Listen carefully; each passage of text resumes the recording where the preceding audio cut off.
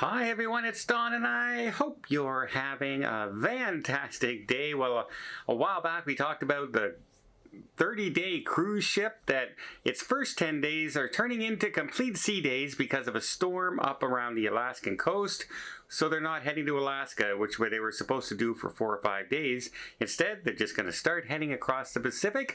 Well, one of the ships was already in Alaska and it ended up spending 4 days in a port, unable to go to 4 of its destinations because of the storm out there. We have Carnival Cruise Line having an announcement saying we are now sending a 4th ship to Texas in 2025. They're getting pretty busy down there with Carnival. They also came out with a story regarding some of their most expensive things to do on their private island. And I'm completely lost for a reason why they're doing it.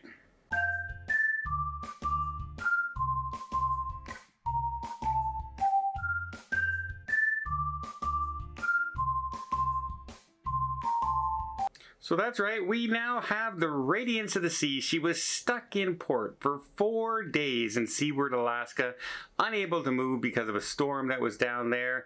So she didn't get a chance to get to Skagway. She didn't get a chance to go to Icy Strait Point. Didn't get a chance to go to Juneau. I think they just left and were finally able to get down towards Ketchikan. So a great deal of their ports and destinations were missed. Fortunately, though, keeping people safe is most important, so you can't argue with that. But they did offer a 50% refund in onboard credits. Now, I did not able to find out if it was refundable onboard credits or if it was onboard credits they had to use while on the ship. But at least Royal Caribbean, they don't have to in weather situations, right? But at least they did offer some compensation for those folks. The Carnival Legend, well, apparently she's heading to Texas in 2025, making it the 4th Carnival ship to hit Texas. We all know MSC's building a big cruise port down there, so Texas is becoming the new Miami in Florida. So yeah, lots more interest coming out of the Texas area. Next, this one is a bit confusing. I actually got 2 kind of confusing stories here.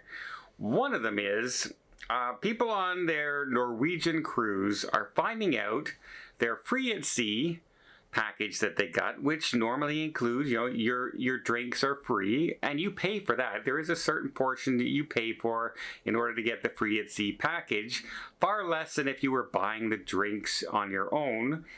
But it usually works out to about $20 a day, £20 a day, $25, something, much cheaper than if you bought the drinks individually.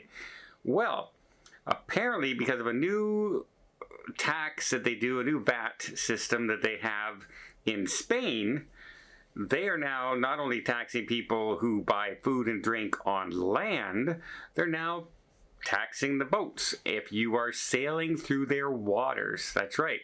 Even if you're just going from port to port, even when you're out at sea, they want their share of the tax from your food and your drinks.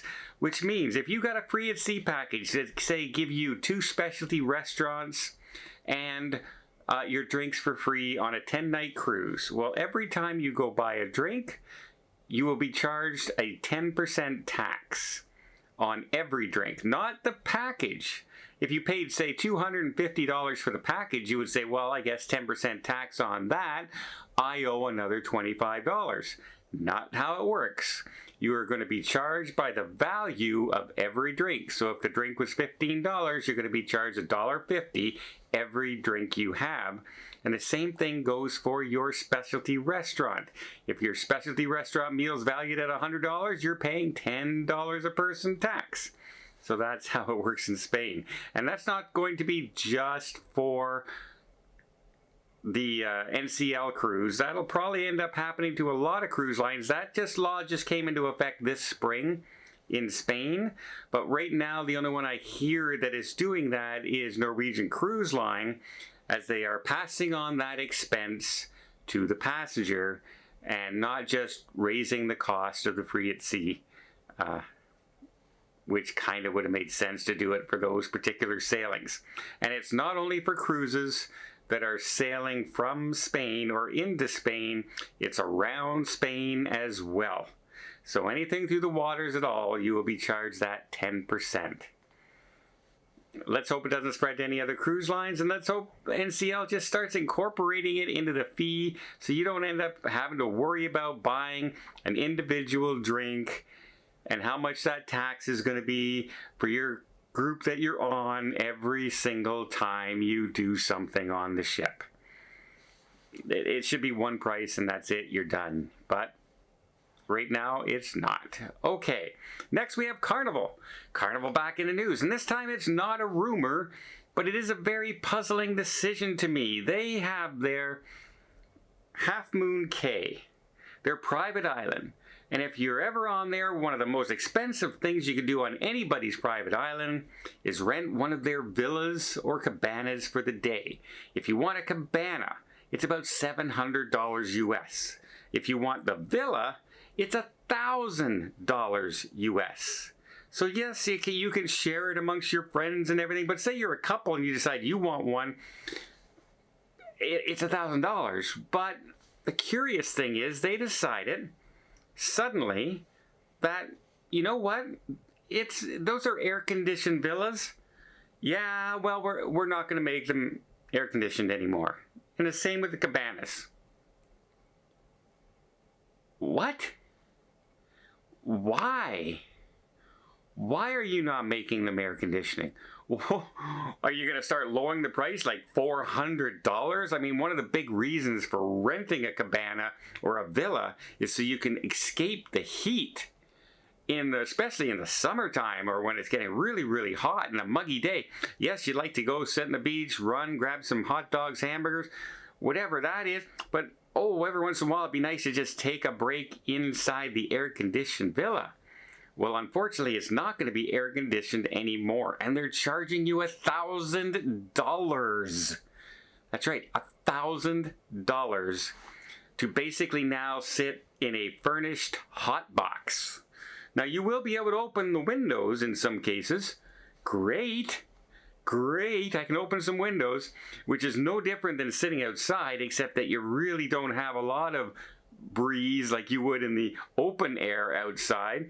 So it's going to be like you're sitting in a wooden box with some furnishings. Great. Thank you for the $1,000. Where's my air conditioning? And no reasoning has come down from Carnival Cruise Line. I don't know why, when you're charging that kind of money for a villa, it can't be financial, because I think you're going to lose more people renting those than you're ever going to save by not charging the electricity bill for the villa. Are they making too much noise maybe for the air conditioning? $1,000 item, and they are taking away the air conditioning.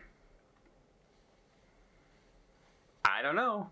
Seems crazy to me. Let me know what you guys think down in the comments down below. What do you think? Should Norwegian take that cost that they're being charged by the Spanish government and incorporate it into the bill? Should they cover the bill? Or, hey, they're just going to tax you that 10% on every single thing you drink and every single thing you eat. And hey, that's okay. That's the way to do it. And also, no air conditioning in a $1,000 a day villa. What do you think about that? I have a feeling most people are going to say it's kind of dumb. Well, I hope you appreciate this video. If you did, please give it a thumbs up. Want to see more tips, more tricks, more travel vlogs from around the world? Hit that subscribe button. Until next time, have yourself a safe and a great vacation.